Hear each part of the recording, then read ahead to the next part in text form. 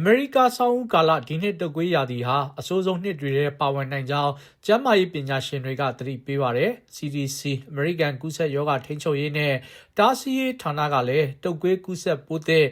H3N2 တွေ့ထားတယ်လို့ထုတ်ပြန်ထားပါတယ်။လက်ရှိထုတ်ထားတဲ့တုပ်ကွေးကာကွယ်ဆေးဟာအခုချိန်ထိတော့ရောဂါပိုးသစ်ကိုအတိုင်းအတာတစ်ခုအထိကာကွယ်နိုင်စွမ်းအားရှိတယ်ဆိုတဲ့အချက်လက်ကိုလည်း CDC ကထုတ်ပြန်ထားပါတယ်။ကျန်းမာရေးကျွမ်းကျင်ပညာရှင်တွေကတော့တုပ်ကွေးကာကွယ်ဆေးထိုးနှုန်းကျဆင်းလာတာနဲ့ပတ်သက်ပြီးတော့စိုးရိမ်နေပါတယ်။ဒီရာစုနှစ်မှာတုပ်ကွေးဟာအသေးအပြောက်အများဆုံးရောဂါတွေပါဝင်ပြီးတော့မနှစ်တုန်းကဆိုရင်ခါတိုင်းထက်ပိုဆိုးတဲ့တုပ်ကွေးကြောင့်လူအများပြားဆေးရုံတက်ကုသမှုခံယူရတယ်လို့တော်တော်များများလည်းသိဆုံးခဲ့ပါတယ်။လွန်ခဲ့တဲ့15နှစ်က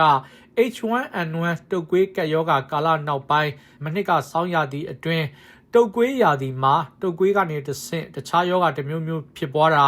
ဒါမှမဟုတ်တုပ်ကွေးကြောင့်လူပေါင်း18000ကျော်သေဆုံးခဲ့ပါတယ်။9ရက်အတွင်းသေဆုံးသူ1800လောက်ထိရှိတာကြောင့်ဆယ်စုနှစ်တစ်ခုအတွင်းဒီအရေးအတွက်ဟာရက်သရက်ပတ်တစ်ပတ်အတွင်းလူအများဆုံးသေဆုံးတာလည်းဖြစ်ပြီးတော့တုပ်ကွေးကြောင့်ကလေးသေဆုံးမှုနှုန်းပုံမှန်ထက်ပိုများတဲ့နှစ်လည်းဖြစ်ပါတယ်။နိုဝင်ဘာလကုန်ကနေကျေးဇူးတော်နေ့ကစလို့ဒီဇင်ဘာကနေဖေဖော်ဝါရီလအတွင်းကာလဟာတုပ်ကွေးရောဂါအဖြစ်များဆုံးကာလဖြစ်တာကြောင့်ကာကွယ်ဆေးထိုးကြဖို့ကျန်းမာရေးပညာရှင်တွေကတိုက်တွန်းထားပါတယ်။တုပ်ကွေးကြောင့်အသက်ရှူလမ်းကြောင်းဆိုင်ရာကျန်းမာရေးပြဿနာတွေရင်ဆိုင်ရနိုင်ပြီးတော့အဆုတ်ကြောက်ကက်စတာတွေလည်းထိခိုက်နိုင်တာပါ။အသက်အရွယ်ကြီးသူတွေစီးကြိုလိုယောဂအခမ်းရှိသူတွေကိုယ်ခံအားမကောင်းသူတွေအနေနဲ့ပို့ပြီးတော့သတိထားဖို့လည်းလိုအပ်ပါတယ်။ကျွန်တော်အောင်ဆွေပါ။